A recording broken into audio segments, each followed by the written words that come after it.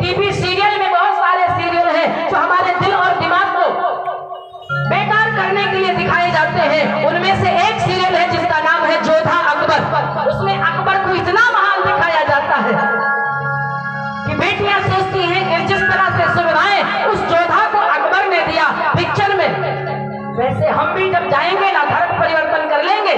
या मान लो उसमें तो ये दिखाया गया कि जोधा को कृष्ण की पूजा करने की स्वतंत्रता थी, वैसे हम भी हिंदू ही बनी रहेंगी। लेकिन टकराव तब होता है जब आप कहती हो कि हम साड़ी पहनेंगे, जब आप कहती हो कि हम तिलक लगाएंगे और हम उसी तरह मंदिर जाएंगे, तब टकराव पैदा होता है। तुमने हमसे, मैं मुसलमान हूँ, तुमने हमसे निकाह किया है, अब तुम्हें कलमा पढ़ना पड़ेगा। टकराव तब होता है जब आप हमसे टकराती हो तो पता चला कि वो ईद पर बकरियां काटते काटते आपकी गर्दन काटने में भी संकोच नहीं करते, फिर अटैची में तुम्हारी रोटी मिलती है। मैं सबकी बात कर रही हूँ, इसलिए ध्यान रखना कि दुनिया की सारी बहनों तुम सावधान रहना।